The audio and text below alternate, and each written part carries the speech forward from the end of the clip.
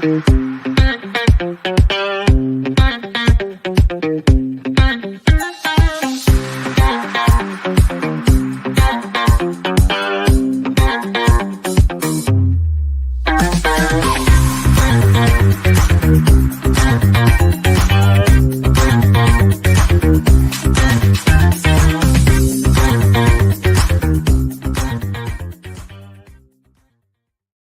the loyalty to the program, Jimbo. Oh no! Oh no! Oops. Vince, we are here. We are here. Hello, everybody. Guys, when you welcome to the Garnet Old Show. When you have a touchpad, which I do, I have the Apple touchpad. I've been using it for years. Sometimes the old finger swipes get a little excited and tend to hit stuff. Kind of get a little itchy on you there. You right? go to glide and it clicks in. This is Garnet and Old, everybody. Mm-hmm. No inside info, no contacts, no problem. We just finished a members only show, which was kind of ad hoc last minute, but we did it. That if you're interested in that, you need to become a member, and you can become a member on YouTube by going to YouTube and clicking on the join button. There's a couple different levels you can choose from. But one of the things you get out of that is access to the members only shows. We do those every other week at 6:30 p.m., like right before this show. And we had a great discussion, Ryan, about this week, more in depth, a little more casual discussion. Yeah, it's a hangout about it. It was more of a hangout. And also, this is Garnet and Old live from the Captain Black's Fishing Studios. Absolutely, except for live from Ryan's side bedroom. Yeah. But everyone, it's been an interesting day. We are going to have Doug Rohan on later in the show. A little bit later. He will be here, though. I do want to put up this one from Brett Taylor. Garnet Old on the computer and Kenny Dillingham on TV. Great country, or what? It is a great country, and I assume you're watching. Is there a game on, Ryan? Well, I know. Is that what he's watching? I'm going to watch NFL after this. You have Dolphins playing. So Bills. If Arizona State is on right now, I'm sure they're on a channel that would be ESPN related, which I do not have currently. Get the funny look from Ryan. So I had the YouTube TV. I had YouTube TV for the trial, and it worked fine. And I couldn't get myself to cancel my other one yet. I didn't want to pay for two, so I'm kind of in this limbo mode right now. But anyway, so if there are games on TV tonight, I may have to do like a Fubo trial or something like that. I'm hoping DirecTV straightens out their life. What do you think of the YouTube TV, though? Oh, I loved it. It doesn't have as many channels as what I'm used to having. And I have the lifetime price with Brett Taylor, who says Arizona State on ESPN. Thank you. I have the lifetime price there, which is more than YouTube TV. But if I cancel it, and for some reason I have to go back, then they're going to stick it to me. Mm. Well, I hope you come back to the dark side, Vince. But we had some interesting things. I'm going to give credit where credit is due. Some of this discussion is going to be based around reporting that Jeff Cameron of the Jeff Cameron Show who has been a guest on the Garnet Old Show before. Yes. Had on a show, and I'll give you guys the Cliff Notes edition.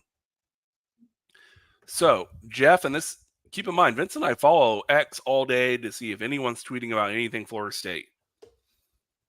Jeff, on his show today at around the 30-minute mark, reported that a 6-hour president's meet, like all the directors and all the important people from all the schools of the ACC met for 6 hours. Yeah. Into the late hours last night.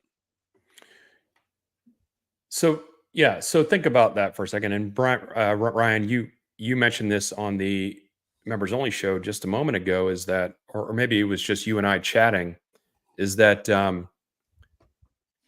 Cameron's not like a a breaking news kind of guy. Mhm. Like it's not his normal thing. I don't think he necessarily cares for all that, but He I will doesn't care about say it at all to break he doesn't news. care about it all. Yeah. But what I will say is that if he's going to say something like that, he's got more than one credible person whispering in his ear about that. Mhm. So that gives me now we don't know what they were talking about. We have some insight, yes. He wouldn't give in-depth specifics, Vince. Here's what we do know. And I'm gonna beat around the bush same as Cameron did. And I sent a few DMs after Just to see what you could find out. so I could find out. The overall discussion in a 6-hour meeting is a long time for those types of people to be in a meeting, and to go late in the night usually tells you something. By the way, when they do that kind of stuff, less likely to be found out about because it's happening probably on definitely on a Zoom type call, and when it's later in the evening, not likely to be picked up by potential leaks because people aren't paying attention. Right. So laying that foundation, he gave the inclination and beat around the bush, but essentially said he may have heard that it was about settlement numbers. Now, settlement for what? Settlement for Florida State and Clemson to leave, and how much like they would be willing to, and we're making plans as a conference. We've accepted that you guys are gonna leave, and so we want to make these plans and get everyone on the same page. Or settlement to keep Florida State and Clemson in the ACC and increase we don't know. Cameron doesn't know. No one knows, except for the people who were in that room. Settlement numbers was the general term that he was reporting were discussed. And he mentioned similar types of talk to what Oklahoma and Texas may have had as a Fox, ESPN, the conferences, all that. Like, what is the future? Overall, big picture. Forget the day-to-day lawsuit stuff. Forget the season right now. What does the future look like for the ACC, for ESPN, for Fox? What does it look like for everyone? And that's what the meeting was about. Now, here's where I'm going to speculate. So, speculation warning. This is not me saying Cameron said this. This is not me saying. We need the banner at the bottom that says, "We are not reporting this." Yes. Speculating on my behalf, it sounds like they were keenly aware, everyone in that room, that the Pac-12 news was going to happen today. Correct. It feels like to me that potentially a few teams, maybe one team, maybe two, who knows, might have been, because they still need more teams to officially call it a conference. They're not allowed to be a conference unless you have 8-member institutions. Mm-hmm. If people start poking around looking for those 2 more teams, and a conference might either lose those teams to the Pac-12, or maybe member institutions of the ACC were contacted by the Pac-12. Because keep in mind, if another conference loses those people, they might be looking at our member. So it's all connected. The people in that room were aware that that was going to happen today. I 100% believe that. Yeah. And they said, okay, guys, what are we doing? Florida State, Clemson. We know, no matter what, come hell or high water, we know you guys are peacing out.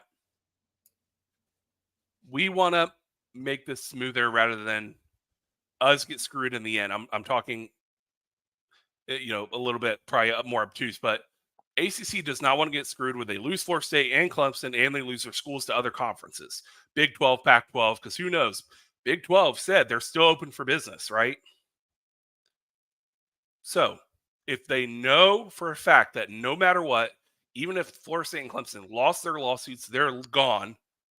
They said, okay, we want to be proactive, let you guys know what it would take to make that happen as far as settlement, and other member institutions in the room, what that would look like on as far as what we're planning to do to counter that. Vince, that's what I think happened last night. It could be. And Brett Taylor has a comment in here that I've heard as well. A rumor that's out there is that the Pac-12, the new Pac-12, Mhm.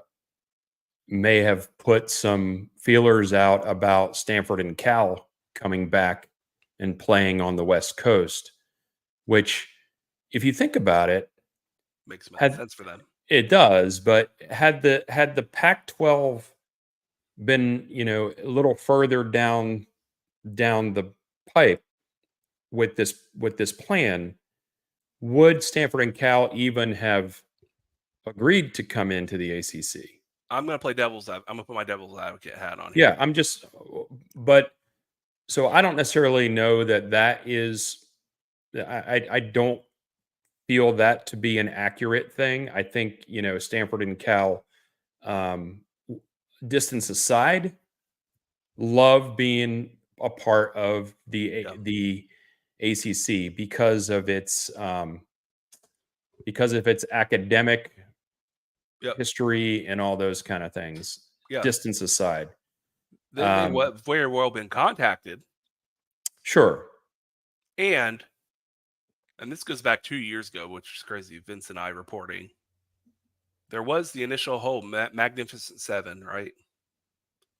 Where if the ACC, if enough member institutions agree that they would like to leave the ACC, then it just dissolves. yeah, And so what we had heard up until very late, even the middle of this year, was if you include Florida State and Clemson, they were 1 to 2 votes short of the old ACC before these new teams joined, of accomplishing that. If nothing had changed with that, and the ACC is worried that the Pac-12 is reaching out to Cal and Stanford, and if Cal and Stanford listening, combined with the 6 schools or five or 6 schools that were already interested in saying goodbye, that could complete the minimum number of institutions needed to say goodbye. Theoretically, I'm playing devil's advocate. I don't think this is what's happening, but yeah. it's Well, it's not impossible.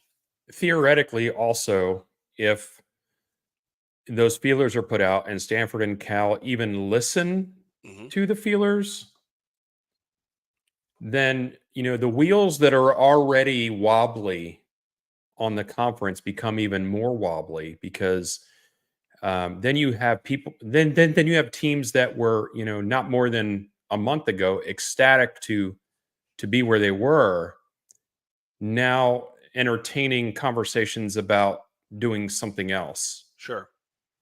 um I'm going to read and you a text I sent you this morning, Vince, and I'll let you keep going. okay, go ahead. At 9 a.m. this morning, I texted you when the Pac-12 news was kind of leaking out of there. When other schools align, it tends to have a cause and effect. We will see. And Yeah. 5 hours later, I said ACC president's meeting happened last night overnight. It's not a coincidence. No, it's not a coincidence. You're right. They knew that this was going to go down as far as the Pac-12 is concerned. And the Pac-12 is not done, just like you said. And They can't be. so I imagine, that the ACC powers that be have been meeting not just before last night, but that kind of lights a spark Hmm. under you.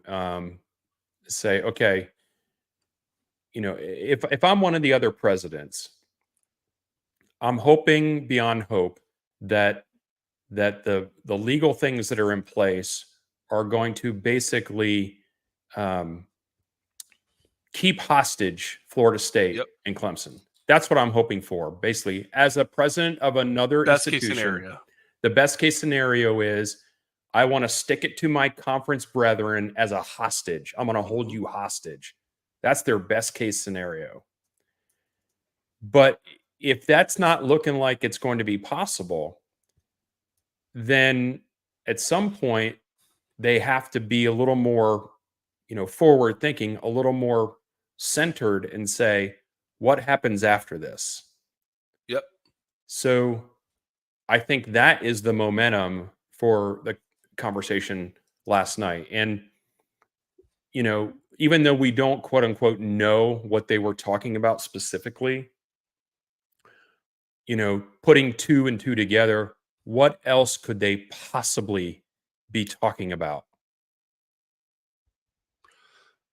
Correct. And by the way, guys, 6 hours tells me that that's the kind of meeting. And Vince, I don't know. I've been in one like long meeting, not quite that long, but pretty long. Generally, that kind of meeting is one of those like, guys, we need a decision on something, and we're not leaving this room until we have a decision or a framework for moving forward. Because if that's not the marching order, then eventually people at like the 1.5, 2 hour mark are like, well, listen, we'll table this and, we'll meet again, in a month. Let everyone kind of do their thing. A 6 hour meeting indicates that whoever's driving that meeting says, guys, here's what's happening. The Pac 12 is about to announce expansion. They're still looking. Big 12 is still looking. And be well aware that those presidents know who in the room have been contacted by other conferences. We have to have a plan of action. The ACC, as a member institution holder, has to act on behalf, Jim Phillips says, on behalf of what they believe is the best interest of their member institutions. And if the best interest of the member institutions is the inevitability of 2 of your power teams leaving the conference, then you have to prepare for life after the boards.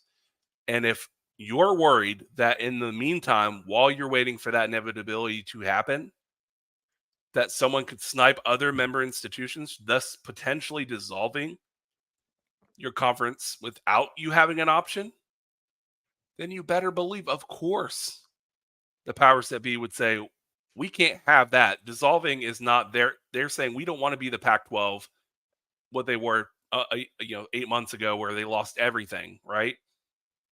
So what does it look like? Let's all get on the same page and not leave this room until we do. And I think that's what happened. Yeah, 2 things about that. You're definitely right. They, as of, maybe in their mind, what they're thinking is, now that the Pac-12 has kind of got their act together a little bit, now we, the ACC, are the most vulnerable because we have unsettled grievances. So that's not good. Right. And secondly, in terms of, the lengthy meeting, 6-hour meeting, I don't believe you go into that starting from scratch. And that's why it took 6 hours. I don't believe that at all. I believe you go into that with, we have an agenda of things that we have to tackle. And we've already done some of the legwork on those things, whatever they are. And we are going to tackle these things on the agenda, however long it takes. I don't think you go into that. I don't think last night's meeting is basically, hey, everybody, let's meet at 7. There's no real agenda. We'll see where it takes us. I think you go in there with, we need X, Y, and Z. And if it takes 6 hours, it takes 6 hours. And the reason why I say that is because there's no leader in their right mind that's going to not do what you said, which is basically, we don't even have a concept of a plan. There's no way I'm sticking around here for 6 hours. Yeah, they have other things to do. Jim Phillips, my hope, Vince, is Jim Phillips is in there saying, they're going to take our schools. They're going to come for our dogs, for our cats. They're coming for them. And that's what I hope is happening. I hope that everybody enjoyed my tweet from 2 nights ago or whatever, when I said that we were going to, that you and I were going to live comment on the debate. And that would never happen. This is not the political arena, but I do enjoy some sound bites from all sides, which we can all laugh at. Yeah, I will forever now use I have a concept of a plan, because that's how basically our show operates. I've used it already today at work and yesterday. Yeah, it's a great one-liner. But all right, so Vince, this is where we go from prognostication, reporting, prognostication, our opinions to what we think will come out of this. And so if you don't mind, I'll go first. Yep. I think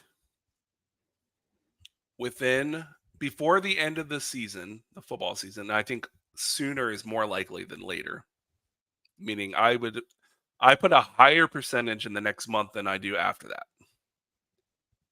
That you will hear a Ross Dellinger, a Yahoo Sports, because God, he knows he loves college football breaking news.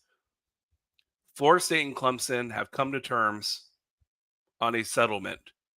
ACC looking for potentially to welcome other ACC, looking at other schools for ACC membership. That's what I think is going to happen. That's why I think that meeting was about. I think no one wants to keep spending these legal fees, and I think it's time to wrap this thing up. And their ACC's on the clock. Pac-12, God bless them. Those kind of things, and the Big 12 put people on the clock and expedite the clock. So that's, in my opinion, what I think is happening. Yeah, we all agree. I think, well, most people that have been following it pretty closely agree that this is going to end in a settlement of some kind. The question has only been about how much and when. And so I think that last night had to do with how much. Everybody's pointing toward the February 2025, where ESPN, according to reports, has to opt in to continue the deal that they're on. Mm-hmm. But they're in a world of hurt right now because of the fact, case in point, VC Knoll cannot watch any ESPN properties right now. And that is money in their pocket, or money not in their pocket. And, I was reading an article today, I think it was on Tomahawk Nation, I think, maybe, kind of spelling out some of the issues that are going on. And one of the issues that are going on is that the way the contributions go for having access to the games, if you're in Florida, they count the entire state of Florida as being, in conference, which means everybody pays the same amount for that access, $1.30 per user or whatever it is. What they're trying to do is narrow that down, and it's not for the full state. It's for the actual markets that really care about those particular teams. So that's one of the sticking points. So, for example, in Florida State, ACC network access or whatever, that's $1.30 per user or whatever it is. But if they get the change that the cable companies are wanting, they're basically saying, no, it's really only the panhandle that's paying $1.30, and maybe, whatever other parts of Florida, but the other parts of Florida are only paying 87 cents per user or whatever. So there are two things going against right now, multiple things going against ESPN just being a no-brainer to opt into the February deal. They're losing a lot of money right now because VC Knoll and many other subscribers have no access to those channels right now. And I'm getting refunds because of it. They're taking your channels. They're taking the channels you watch. They're taking them. They're taking them away, Vince. It's terrible what's happening to this country. By the way, I do want to mention for FSU fans and non-FSU fans alike, Vince and I, as long as it remains appropriate, love to have other fan bases. And I'm not even kidding. This isn't me being jokey. All are welcome on our channel as long as you're not being hateful. And so I want to welcome, there's a few other fan bases in the chat, and they usually are. And To all our audience, I'm happy to have them because it's just another view on our channel. Welcome. Yeah, as long as they're being respectful in terms of, Yeah. and not, attacking other people, that's fine. The trolling is kind of what it's all about. So, Absolutely. I mean, well, it's not what it's all about, but it makes it more fun. Yeah. So, we're not going to, kick people out because they don't love the Noles, and we're not going to kick people out because they say something disparaging about what we say. Everybody has their own opinion. Yep. This is an opinion show. Yeah. We'll wrap this up, Vince. I think we're on the same page that wasn't nothing. What happened last night? No, not at all. We just don't know what it is yet, and I think within a few weeks we will. That's my point in all this. Yeah, it could be. I was leaning more toward at the end of the football season, but with that thing coming out now, maybe we hear about it before then. I'm not sure. But keep in mind also, in relation to the litigation, Doug is going to be on the show toward the end of the show, so keep that in mind. He's actually doing some family stuff right now, but he's going to pop in. Actually, I just got a text from him right now. Let's see. He's wanting to know if we're going to go past 8 p.m., Ryan. Sure. You can, Vince. I can't tonight. Okay, let me ask him how much past. How about that? But you can stay on. I mean, there's no harm, no foul there.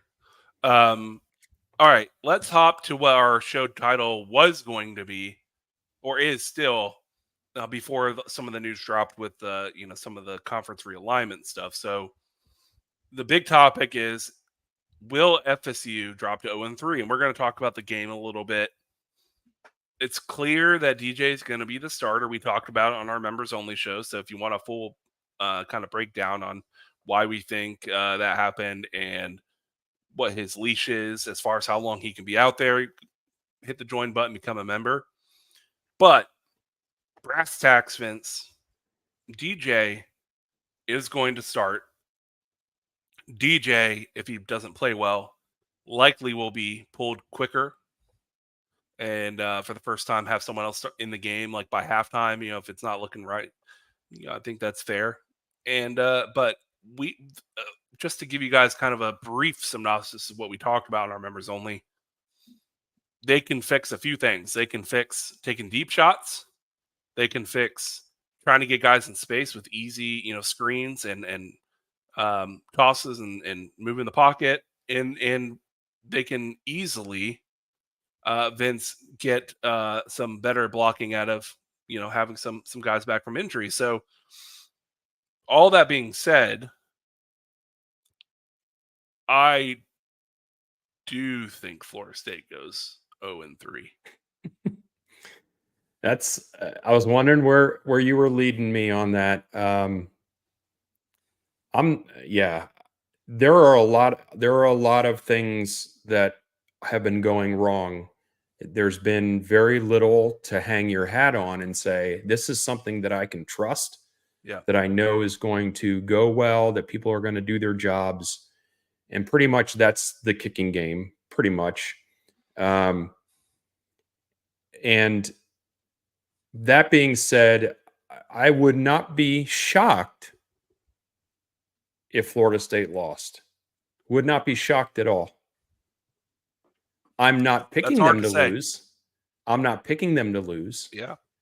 But I would not be shocked if it did happen. There's a lot of things that need to be fixed. And if it were all things being equal, if there were some dogs, not Springfield dogs, if there were some Tallahassee dogs on the team that I could look to and say, I trust that this person is going to get things right in their segment group, then I wouldn't have any problem picking Florida State to win without a problem, But because I cannot pinpoint anyone on the team yet that I go, this is a guy that is going to go to war, like, and the people around, he's going to elevate the people around him.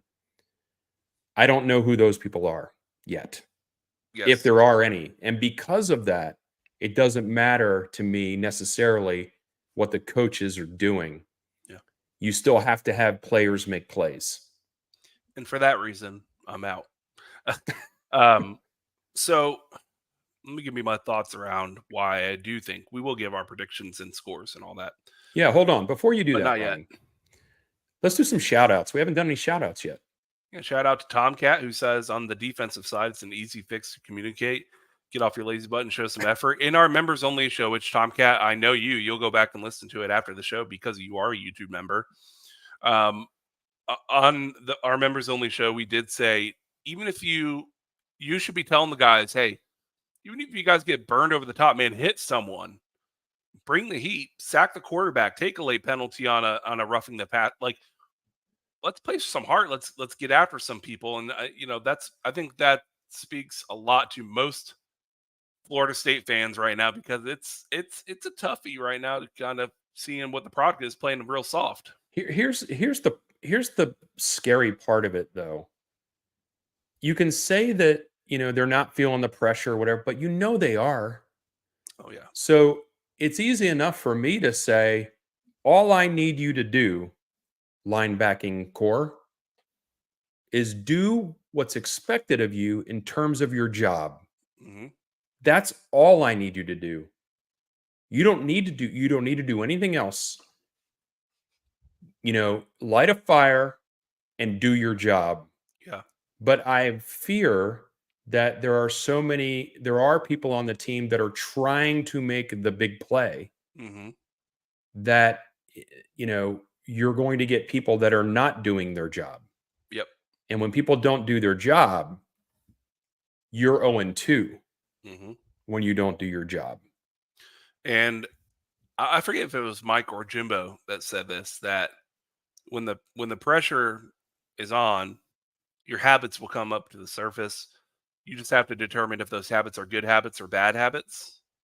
And I think that's what we're seeing here, is that they need to get in the habit of being successful on offense, on defense. And because when you start, let's say you get 3 plays in a row where you guys, hey, you get off the field 3 and out, guess what? You're going to play better that next drive.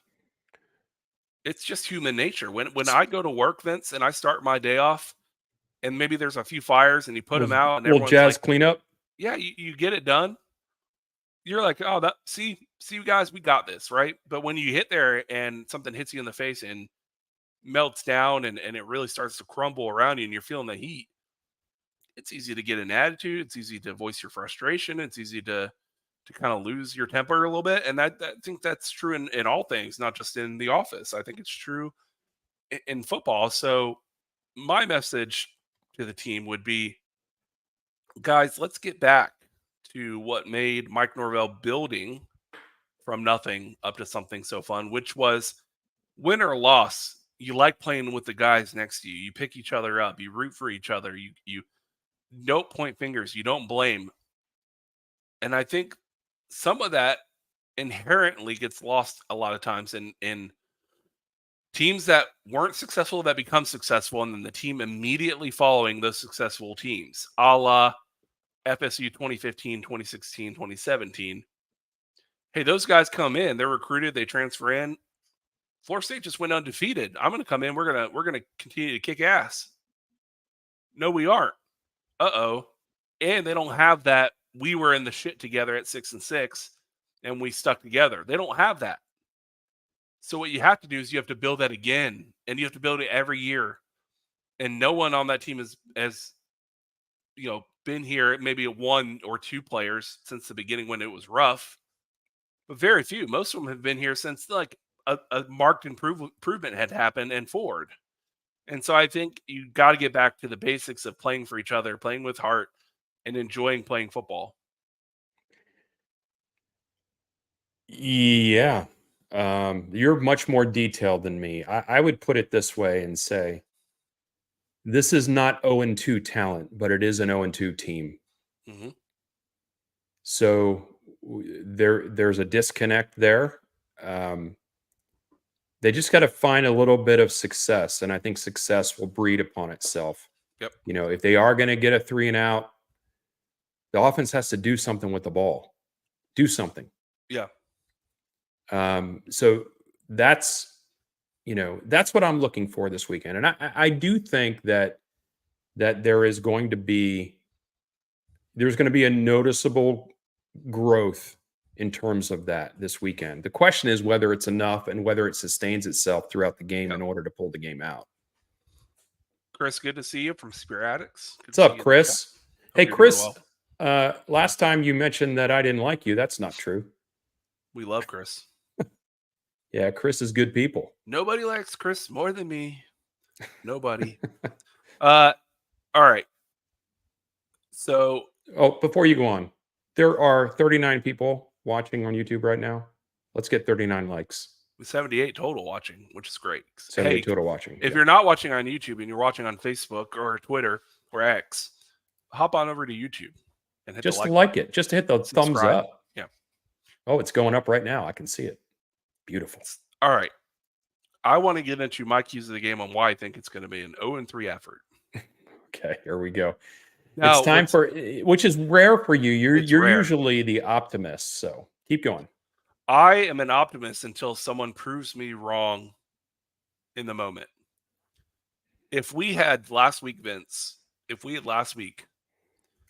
played to the end and we fought and we lost by a last second field goal, a la Georgia Tech, but I could tell they put in the effort. Much different. But what I saw last week was shocking to me, to the core. So much so that now I flipped, instead of you have to prove me that you're that bad before I believe it. Now you have to prove me that you're better. Yeah, before I'll believe it. I get it. I wanted DJ to be benched coming into this game. I know you did. If DJ, I'm here to tell you, if DJ had been benched headed into this game, I would have predicted a Florida State win. Here's how I think this game goes. First quarter and a half, we get a field goal. We don't move the ball. And Memphis scores a touchdown and a field goal.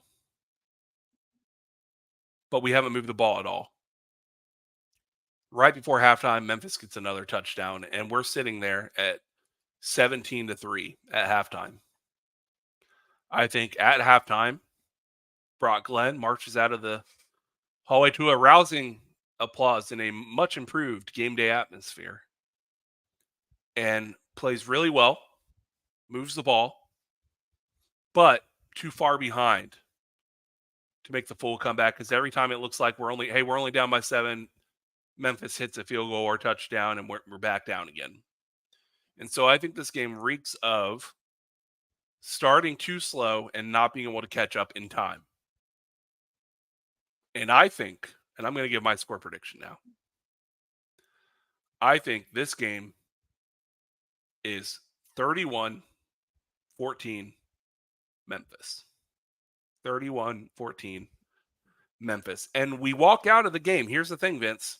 With a loss, everyone making fun of us in the whole country. A lot of pissed off FSU fans. Hey, bring it on. Bring it on, everybody. But let's go positive right now, which I usually am. Well, okay, man. I really wish Mike had started Brock earlier because he played really well. And I think we're going to be all right going into the next game against Cal because Brock's our starter now, and it looked much better when he was on the field.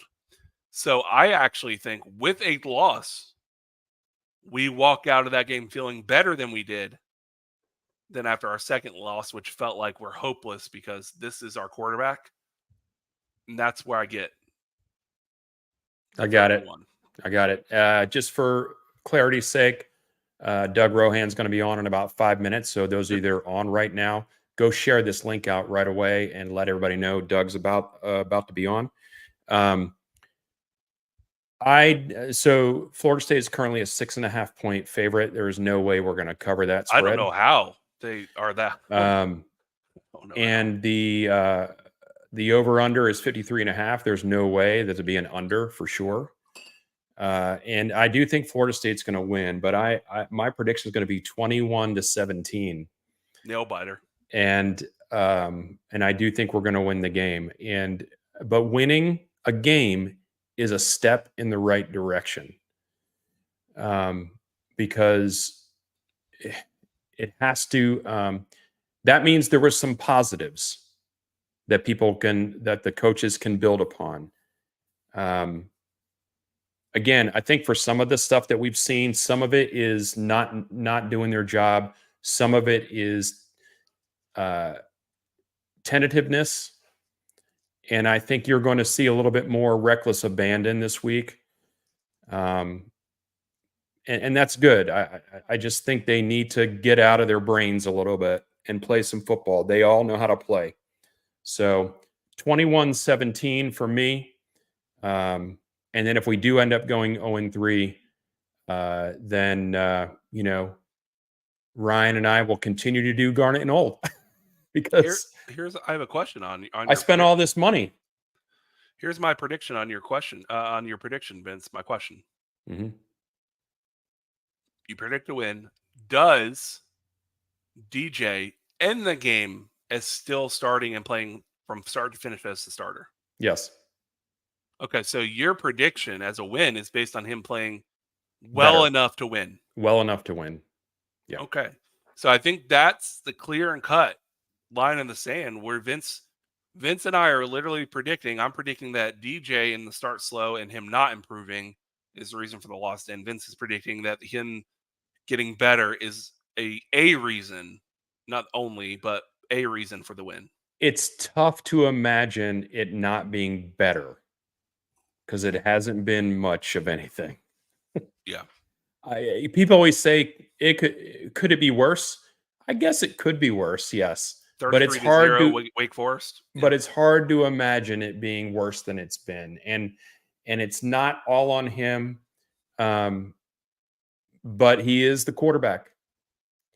And you're either leading the charge or you're not. Yeah. And unfortunately, I'm not so sure that his makeup allows him to will this team out of the funk that they're in. Yeah, you almost feel like the running game has to click for him to feel comfortable. Yeah. Because I don't think when the pressure is this heavy on a guy with, maybe some struggles to keep it together, not from a smart standpoint, but from an emotional standpoint, mentally staying engaged and focused and positive, you could imagine a scenario where if it doesn't start well, he snowballs, like the pick six we saw, last week, right? So yeah, for sure, it's important for your prediction to come true that he starts well. Yes. Yeah, it is. Well, it is because I don't know that the coaching staff is going to allow it to go much more than a drive or two. Ladies and gentlemen, we've got the man, the myth, the legend, Ryan.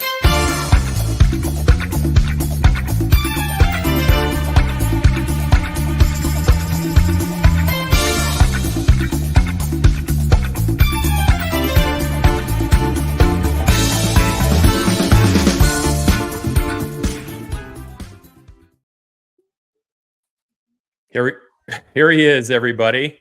Doug Rohan, live from a mall. Macy's furniture and bedding section. That's right, live from. Looks comfortable. Who is not a sponsor, by the way. No, a department store. A department store. Yeah. So, Doug, thank you for. I know you're busy. Thank you for taking a few minutes out of your family time to jump on here. We haven't had a lot of stuff go on with the legal case recently, but we did just now have some stuff. So you want to just let everybody know what you know about that? I know you went back and rewatched it after the fact. Yeah. So yesterday we had the oral arguments in the First District Court of Appeals here in Florida. Basically, the ACC had appealed the original Judge Cooper order, suggesting that the venue and jurisdiction was proper in Florida, and that North Carolina filing was, even though it was first filed, it was an anticipatory filing. And so Judge Cooper threw out or ignored the fact that the ACC filed suit in North Carolina and claimed that Florida was the proper jurisdiction and could move forward with the prosecution of the case. So of all the different issues that have been going on in the litigation, that was the narrow focus of this hearing yesterday. So he did a good job of breaking it down on X and kind of breaking down the arguments of both sides. But the bottom line is that there is no Florida case law on this issue. It's what's called a case of first impression, meaning that all of the Court of Appeals and the Supreme Court in Florida haven't had this particular issue yet. So Judge Cooper was relying on some orders from the federal court level relating to patent law. And so what the ACC is arguing is that was inappropriate, that was improper, and that there is no real exception to the first filed status. FSU's argument is, well, if that's the case, then first we wouldn't need a judge to determine who was first filed. We just look at the filing and whatever time is date stamped is the first filed. But there is some case law and there is some suggestion that a trial court has the discretion, meaning he can choose not to recognize the other filing first. And so we're put on this collision course with both cases moving forward at the same time. Now, we don't have the decision yet, but that's the functional reality of the argument from Florida State. The reality is that, twofold. One, 6 to 9 months, 12 months is typical for a court of appeal ruling to be issued. Now, certainly there's going to be public pressure that this get resolved sooner. So maybe that's a compressed timeline, but you're still looking at 90 days, 3 months. If that does happen, then that puts us into that December, January window where we've already talked about it being a ripe time to settle this case, because that's also the last time that ESPN has to make their decision about their extension. And the other part that we wanted, well, let me leave it there for right now while you guys jump in with questions and follow-ups. Go ahead, Ryan. All right. What does this change? Anything at all? It's another day on the calendar, another day closer to February 1st, 2025. No, there is no practical change. It was interesting. I mean, it's a neat exercise for me to listen to the attorneys arguing and making their presentation. One thing that was interesting to note was the judges were asking about the bylaws and the decision of the ACC to file suit without taking a vote of the members and whether or not this was material litigation. The judges had lots of questions about that, wanting to poke and prod at that issue. And it really seemed like neither the ACC nor FSU really wanted to take the bait and really wanted to step in it. I think the reason why is because there is a lot of longstanding case law that basically says the courts don't like to get into the private administrative matters of private corporations. So the fact that that's an administrative procedure isn't really something that the trial courts are interested in addressing. So even though it was included in the written briefs, both sides had 20-minute presentations. They were given an extra 3 minutes of argument, but they didn't want to focus their time and effort on that. It seemed like they really focused their narrow issues on filing first and the exceptions to filing first. Ryan, you have anything else? Stuff. Yeah, my only question, not just based on the court cases, just his opinion on the, what we covered early on, some of the, what his personal, not a prediction, but speculation on what that 6-hour meeting with the members in member institutions. I wasn't going to go there. Not sure. We'll be waiting to see what the leaks are that are coming out. But the second point, or the only other point really that I wanted to bring up about this, was both attorneys were questioned, and this came up early on in our conversation once we realized that these cases, both trial cases, were going to be moving ahead in North Carolina and Florida. Is, well, what happens? What happens when these matters continue and you have separate trial courts rendering different verdicts on the same subject matter? And I was personally pleased to know that I wasn't stumped because I didn't know or because I was an idiot. These other two appellate lawyers who are well versed on all aspects of the appellate procedure and appellate process also didn't have an answer. So that was just a rewarding moment to know that, even though I had researched and couldn't find an answer, it wasn't because I wasn't a good enough lawyer to figure it out. This is hard stuff that even the appellate lawyers don't have an answer to. This is why this thing, unless the 6-hour meeting was about the settlement, which I happen to believe it was, that if not for the settlement, this thing would be going on for multiple years. And Of course. there's just way too many things that are not seen before, unprecedented, whatever the words you're going to look for. So, And did you all mention the Tomahawk Nation article that came out today about the ESPN carriage fees? And that's things exactly, like that? yes. Right Mhm. before you came on, I was talking about how they're fighting to not have the carriage fees be for statewide, but only for Right. particular markets. And so that's a huge miscalculation because Charter was already victorious in negotiating down those rates last year. And now Right. DirecTV, who I haven't looked at the numbers, but I presume have higher subscriber rates. If you're talking about lopping off half of California, 3/4 of California, Mhm. and 4/5 of Texas from those carriage rates, that revenue, incoming revenue plummets, and again puts into question whether or not we have the ability to fund all of these contracts that they're proposing. Go ahead, Ryan. Now, Correct. that all changes and goes out the window on the negatives if they launch a direct-to-consumer model. Mhm. And that's why they're, by the way, that's where this is all going. That's where they want to do it because they don't have Right. to be at the whims of the providers then, right? But they're So- not it's ready right yet. now they're gonna They were bleed. thinking 2030. They were thinking Right. 2035, not 2026. You Yeah. got to believe that timeline as of the last couple of days has dramatically said, "Hey, border meeting, everyone. Let's maybe fast forward a little bit on it, right?" CHJ229 says, it's great to see Doug, but with how this team has been playing, it's been hard to keep up with the court case. But we Well, definitely appreciate Doug's information. Doug, before the season started, I said, it's going to be nice to talk about something else for a while. Right. And now I think I just want to talk about the court case. And nothing has been going on since our last conversation. It was a perfectly timed pause, but yeah, that's kind of why it's a pleasant distraction from what is potentially a coin flip game with Memphis this weekend. I mean, if we lose this weekend, we won't have college football to talk about Yeah. for Did you another hear my 7 prediction, months. Rohan? Doug? I did not. No. So my prediction was 31-14 Memphis. Yikes. That would be painful. I will be at the game, and if that's the case, I might start my drive home to Atlanta early. Vince predicted a win. 21-17. Yeah. It has to be a win. By the way, it was all based on me saying DJ gets yanked at halftime because of a slow start. And although Glenn comes out and plays well, it's too little too late because of how behind they are. Vince's prediction is upon DJ finishing the game and playing better. And Who multiple knows? people playing better, not just him. Yeah. Not just him. Yeah. We'll see, All though. right. Doug, I know you're got a bolt. I will see you this weekend. We will be there.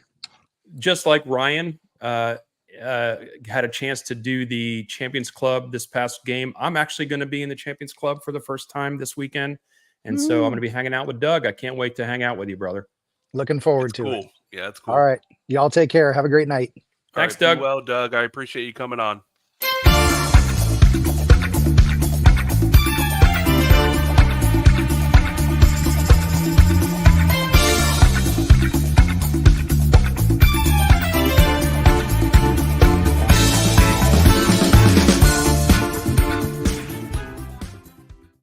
Always great to have Doug on the show. He is welcome anytime he wants to join. Just like all of you out there are welcome anytime you want to join as a YouTube member. Now, one thing I'm a little bit sad about, I'm not going to beg and I'm not going to ask. Well, I am going to ask. Well, you got to ask. No super chats tonight, guys. None. Vince and I are out here. Listen, I'm sweating. I'm a big guy. This is how we do our live shows. This is how we do our events.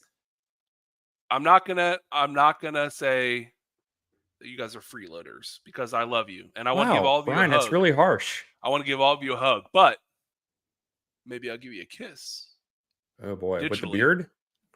digitally if we get one super chat, even $5. But I'm just joking, guys. Mostly, but for real. But mostly, I'm joking. But for real. I do want to answer a question. I got a text, Vince, from a friend of ours while Rohan was on. Shout out Rachel, Vince. You know Rachel well. I do. She asked me, "Whoa, you got a lot of facial hair growing on. Are you growing a beard?" And Jeffrey Day, thank you. I see you, man. $2.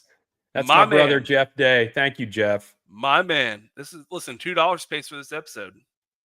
It did.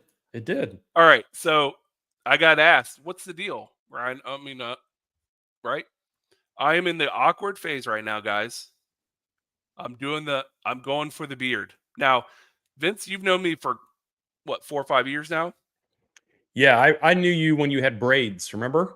Yeah, when I had dreads.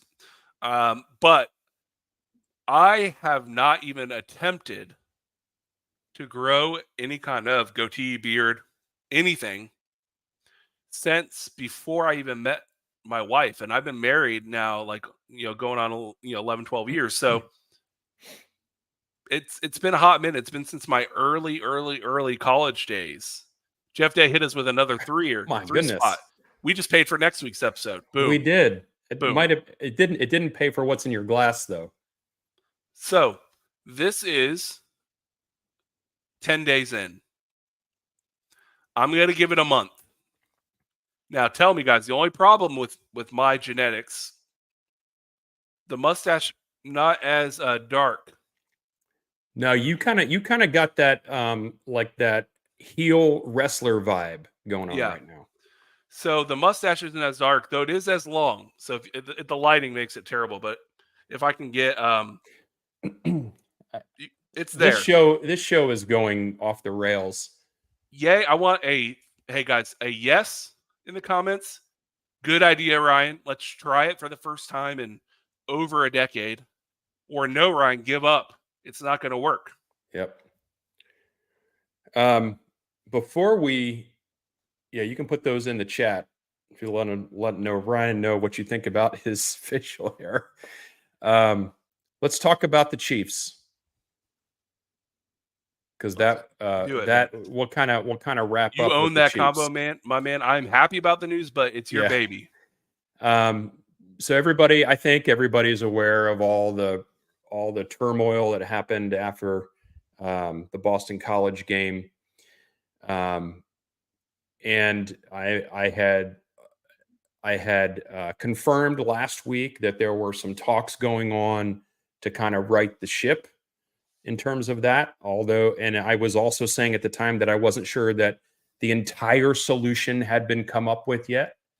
I do have, let me check my phone real quick. I do know that some other things happened this week, and I'm just waiting for some additional confirmation on some stuff. But if you are going to the game this weekend, I'm confidently telling you that your experience is going to be better in terms of the canned music and in terms of what you expect in terms of the marching Chiefs. Coach Norvell, Ira Schofel asked him a question specifically about the Chiefs in the post-practice interview yesterday. Was it, Ryan, or was it today? I think it was yesterday. And Coach Norvell basically said he wasn't aware of it in the moment, but he is fully on board with the Chiefs doing what they're supposed to do when they're supposed to do it. And then he ended that whole segment with basically saying, play on. Right. So again, like I said a couple weeks ago when this happened, there's just crossed wires. And tell the whole story of how it started. It's interesting, right? This is crazy to me. Yeah, it started this past year with and I didn't know who the players were, but Coach Norvell named the names yesterday, which is a bold move. And Tatum Bethune basically asked if the team could have some specific music played on third down. The way Coach Norvell said it was that the music that they picked would lead into the marching Chiefs playing. That's the way Coach said it. But what we didn't know is that it wasn't FSU football asking it. It was two players casually being like, hey, can we get a song? I had heard that it was players that asked for it. Yeah. I did not know specifically which players. According to Coach Norvell, now we know which players and this more specifics of it. And so that started last year, and gradually over last year, people didn't pay too much attention to it, but then it gradually morphed into what we all experienced last Monday, which was a complete and utter Train wreck. problem. Yeah. A lot of issues in terms of canned music basically taking over everybody's life.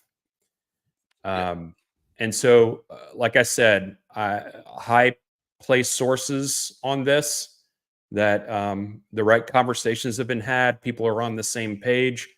There's also, and I can give more information about something else specifically when I get confirmation, but I can't talk about it for tonight. But someone's asking specifically about third down for this weekend. That piece of it, I do not have complete clarity on yet. It would make sense though, based. It would make sense, and I think that it's probably going to happen. But I've not gotten that particular confirmation. Have you heard anything about the volume of this music though, in general? I've heard that has been addressed, and I have also. I don't know that this particular thing is accurate or someone just exaggerating, but the whole DJ mindset in general has been kind of rethought. Yeah, which is good, and something I'm excited about, Vince. And we talked about it on our members only show, which you can be a member by hitting join. We just recorded it before we went live tonight. So yep, the join button and super chat is the $sign. Yep. So if you're interested in that, what I'm excited about is they announced today that the play-by-play commentary that you hear on the AM radio will have zero if you use the app, the FSU Game Day app. At Doak, like you're at Doak Campbell, pretend that you're at Doak, and you're watching the game live, zero lag time broadcast, which means if you have the app and you're streaming the game in the commentary, it will match 1-for-1 with what's actually happening on the field versus what used to happen and what has been happening on the radio for years, forever, is it was like 8 to 10 seconds behind the play. So you would still be able to know, like, hey, who was that? But it would be like, it'd be like with streaming these days, everyone's stream starts a little different. Sometimes, like in football, I'll text Vince, touchdown. He'll be like, I haven't seen the play yet. Yeah.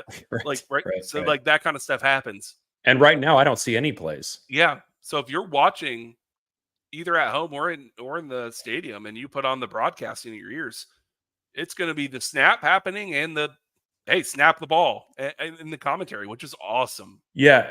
Zero delay, I'd be surprised about because there's always something. Yeah. Live, zero delay. If you're watching the game from home, the audio might be ahead.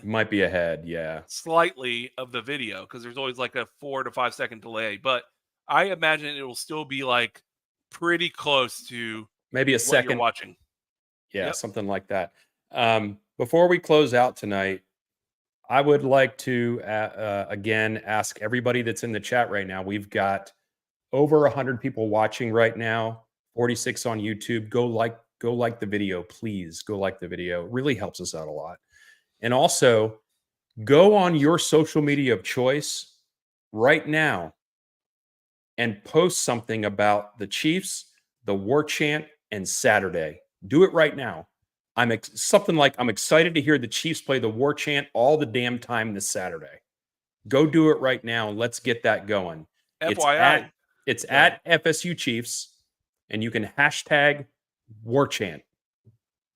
By the way, CHJ229, Vince did have YouTube TV. He did the trial. He let it expire because he just can't let go of the old cable bundle. Get rid of it, Vince. You got to let it. If you love something, let it go. It'll come back to you. I know. Live from the Captain Black's Fishing Studios, this has been Garnet and Old. No inside info. No, let's do it together. Yeah. No inside info. No contacts. No problems. Go Noles. Screw ESPN eternally. Always. And send Chiefs all the damn time. Be well, everyone. We will see you in our pregame coverage of the Memphis game starting at 9 a.m. on Saturday, and we will do a post-game immediately following the game. Now, Vince will... I have a special treat. We're going to live stream the Skull session again this week. if you're interested in watching Skull Session. We're going to live stream it, and I have some additional things that I'm going to do as part of that. So tune in for that too. Go watch some Arizona State and Buffalo versus Miami Dolphins. Go Noles, everyone. Have a great night. Go Noles.